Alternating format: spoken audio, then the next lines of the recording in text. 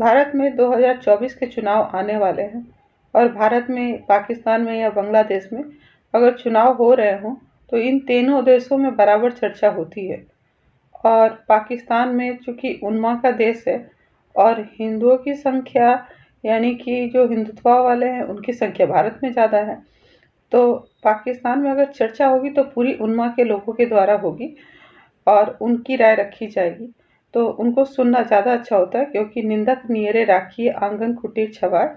हर हिंदुत्व वाले को सुनना चाहिए उन्मा वाले को, और अपने में जो बुराई है उस निंदक से, यानी उस बुराई करने वाले से सुनकर उस कमी को दूर करना चाहिए।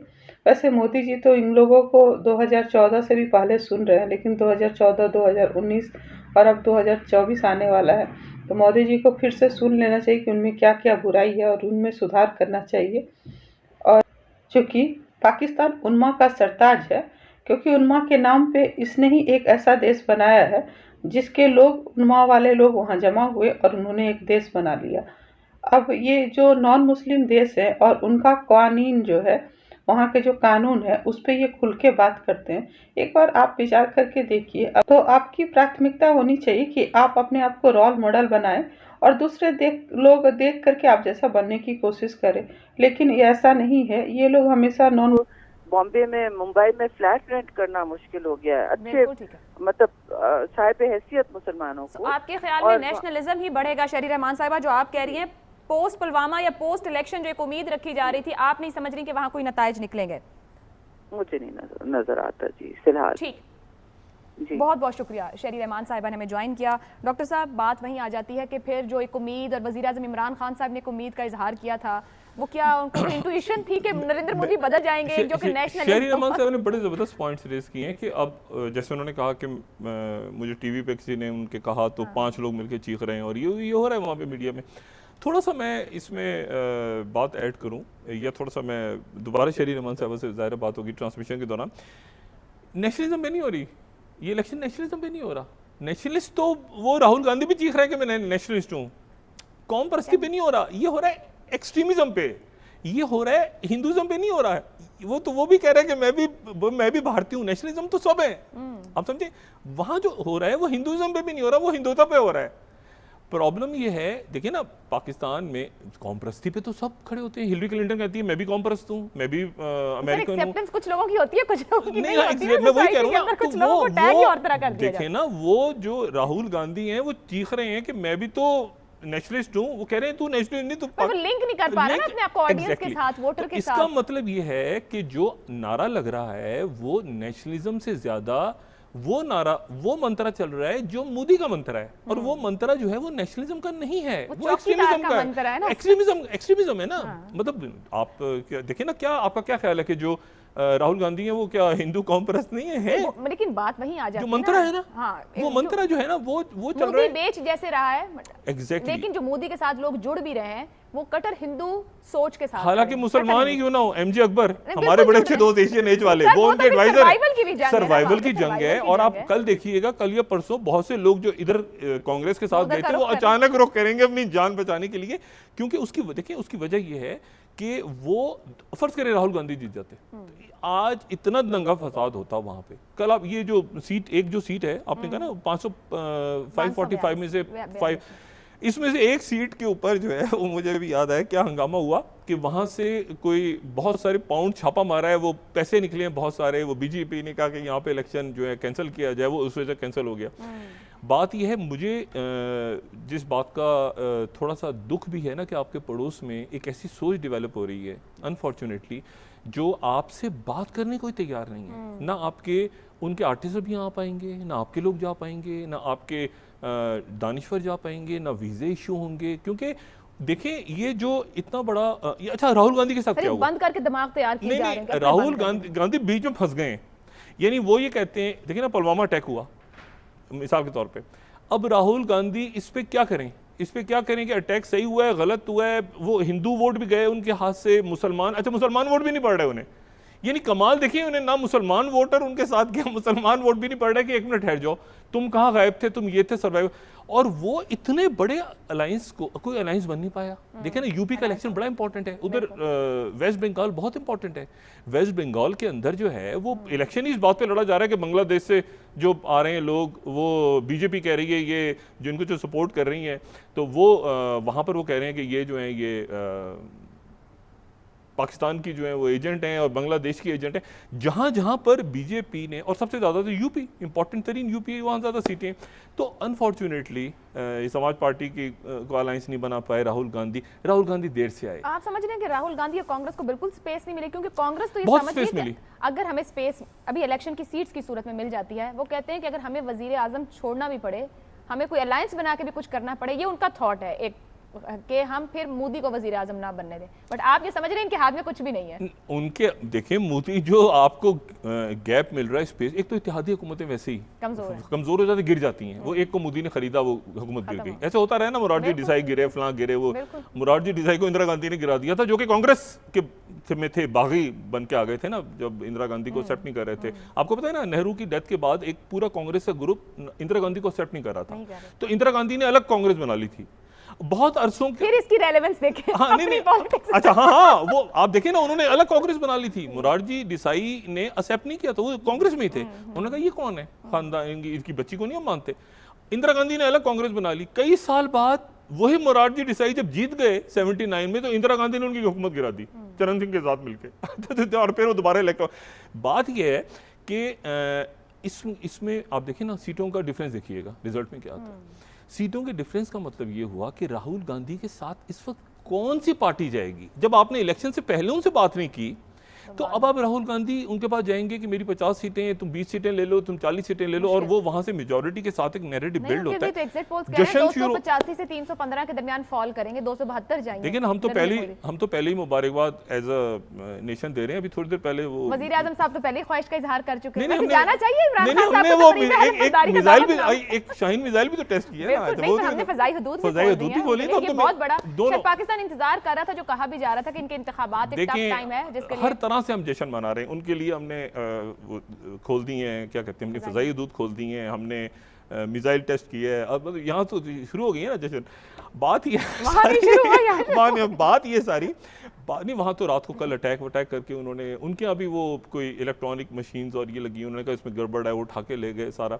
देखना ही वो जश्न कैसे मनाते हैं। मुझे दुख इस बात, मुझे परेशानी इस बात की है, बीजेपी जश्न कैसे मनाती है। जश्न में भी नुकसान दे सकती है। नहीं, देखिए ना, जो अकलियतें हैं, जो बाकी लोग हैं, अकलियतों के लिए तो सबसे बड़ा सवाल उठ रहा है कि बीजेपी की हुकूमत दोबारा आने से अकलियतों के हालात और साथ वहाँ क्या होगा। मुझे आयशा भी ये बताएं कि एक गाँव के अंदर, एक गाँव में जहाँ पर 10,000 फर्ज करें या 50,000 वोट बीजेपी को पड़े हैं, और वहाँ 500 लोगों ने जाके कांग्रेस को वोट डाला है, उन 500 लोगों का क्या बनेगा।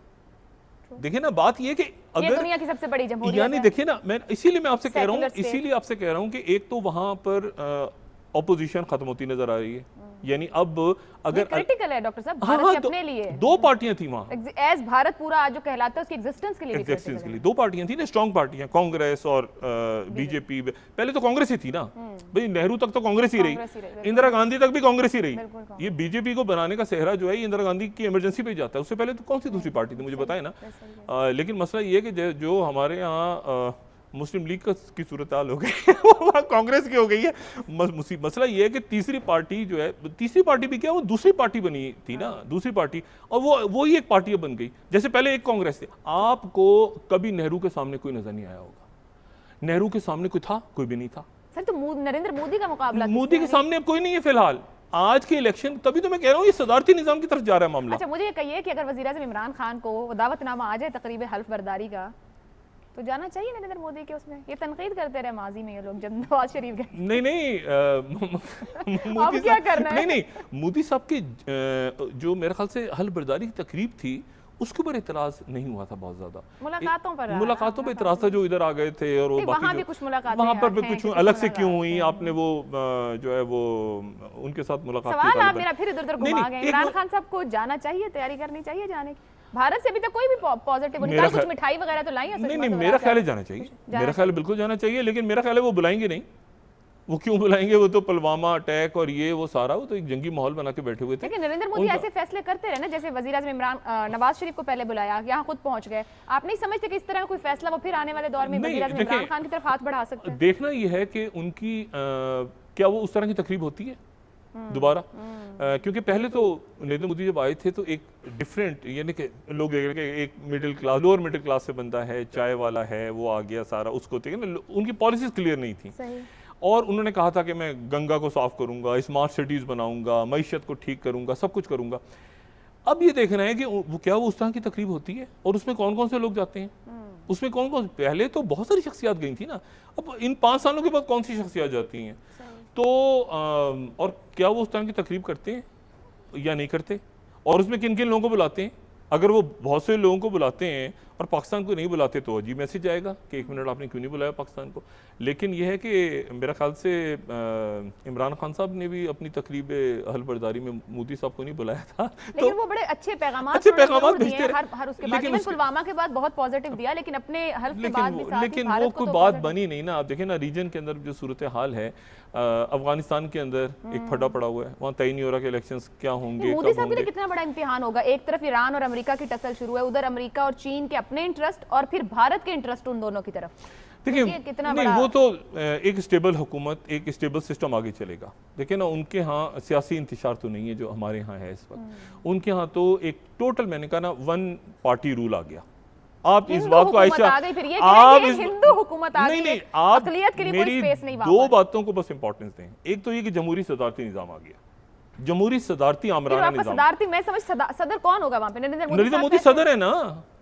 आप पावर्स देखिए, आप उनको कंपेयर करें ना ट्रंप के साथ। बाकी ब्रादर इस्लामी पार्लिमानी निजाम है, आप उनको आमिर ही कह रहे हैं। नहीं, पार्लिमानी कहाँ गया?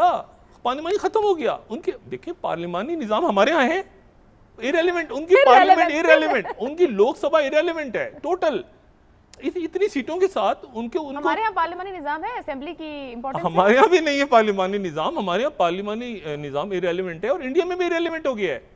उनको पार्लिमानी निजाम हमारे यहाँ इस वक्त फिर कौन सा निजाम है? आप ये बताएं, उनकी लोकसभा ने कुछ किया है इतने अरसे में? सर हमारे यहाँ इस वक्त कौन सा निजाम है? हमारे यहाँ तो चूचू का मुरब्बा है। आप जो कह रहे हैं चूचू का मुरब्बा है, नहीं, चूचू का मुरब्बा है। हमारे यहाँ तो कोई सिस्टम नहीं है। उनके यहाँ मुझे बताएं, मोदी साहब के खिलाफ कोई पार्लियामेंट ने कुछ किया है इतने अरसे में? सर तो फिर कोई इशू रेज हुआ है लोकसभा में? मुज़ाकरात करना आसान नहीं हो जाएगा? अगर एक बंदे ने वही डिसीजन लेना और अपनी पॉलिसी लेके चलनी, देखना, या तो मामला तो आसान नहीं तो सदारती निजाम लाना पड़ेगा ना पाकिस्तान में आपको। नहीं, आप कह रहे हैं यहाँ पे क्या निजाम? मुझे नहीं पता क्या। मैं देखें, उनकी तो ऑलरेडी ओपन है ना, मुसलमानों को मारा गया, कश्मीरियों को खींचा गया सड़कों पे, वहां पे पाबंदियां लगी। उनकी लोकसभा में क्या हुआ? कुछ नहीं हुआ। फैसले कहाँ हुए? सड़कों पे, गलियों में लोग चीख रहे हैं, मीडिया पे। पार्लियामेंट उनकी इररेलेवेंट पहले भी थी, अब और हो जाएगी। मैं जो बात आपसे कह रहा हूँ ना, उनकी लोकसभा बड़ी पावरफुल होती थी, लोकसभा बड़ी पावरफुल हुआ करती थी।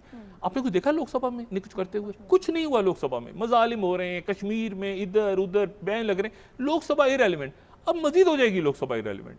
और सदारती निजाम आ गया वहां, अब माने ना माने, और एक पार्टी का रूल होगा जो कि बीजेपी है। भरपूर सपोर्ट है इस पार्टी को, नरेंद्र मोदी के बयानिए को और खुद नरेंद्र मोदी को। बिजनेस कम्युनिटी भारत की कितनी अहमियत रख रही है? कहा जा रहा है बहुत बड़ा इंतखाब, 700 अरब रुपए का इंतखाब हुआ है, और बिजनेस कम्युनिटी का एक झुकाव या उसको एक इस्तेहकाम चाहिए था, जो वो समझ रहे हैं कि नरेंद्र मोदी के होते हुए। पाकिस्तान में 3 खुतबे बहुत मशहूर है जो बच्चा और बूढ़ा सब देते हैं। आप अरबी छोड़कर भारत या मगरिब का कल्चर अपनाते हैं तो आप कफ़ार में शामिल होंगे, फितना फैला रहे हैं और इस्लाम से बाहर हो जाएंगे। 1000 साल तक राज किए, 1000 साल तक मिल के रहे। हालांकि उस समय हिंदुत्व बहुत थे, लेकिन फिर भी हमें कोई खतरा नहीं था। अचानक हमको खतरा लगा और हमने पाकिस्तान बना लिया। फिर एक्सट्रीमिस्ट हिंदुत्व को हम गाली देंगे। पाकिस्तानी जिहाद 2.0 स्टार्ट। आरएसएस हिंदुत्व, एक्सट्रीमिस्ट, आतंकवादी हिंदुत्व, मोदी फितना फैला रहे हैं। हम 20 करोड़ जो माइनॉरिटी हैं मुस्लिम पाकिस्तान इंडिया में, उन पर वो फितना फैला रहे हैं। फिर से ये तंग कर रहे हैं। ला ला ला ला ला, फिर से हम हिंदुत्व को कसूरवार ठहराएंगे और फिर से हम पाकिस्तान बनाएंगे। ला ला ला ला ला, विधर्मी हिंदुत्व हमारा पाकिस्तान बनाएंगे। मुसलमान ना बने तो यहाँ से मार के भगाए जाएंगे।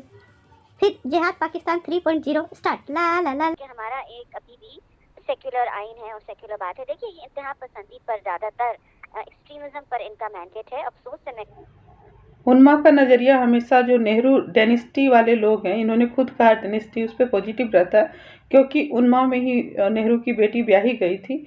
और फिर एक अहले किताब वाली बहू भी है उसमें, जो इसने कि 15 साल लगभग भारत पे राज किया, और उनका बेटा जो है बहुत दिनों से कोशिश कर रहा प्रधानमंत्री बनने का। तो अहले किताब होना और एक प्रधानमंत्री की बेटी का इनके उन्मा में ब्याह होना, ये मायने रखता है, ये हमेशा उनका साथ देंगे।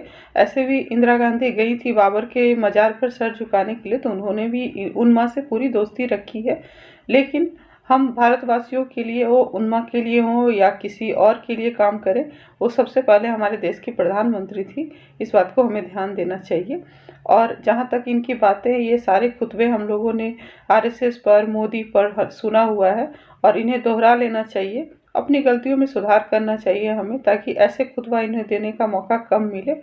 बाकी हम इनको कुछ नहीं कह सकते, ये अपने में सुधार करें या नहीं, लेकिन हमारा फर्ज है कि हम अपने आप में सुधार करें। इस वीडियो में इतना ही, मिलते हैं आगे।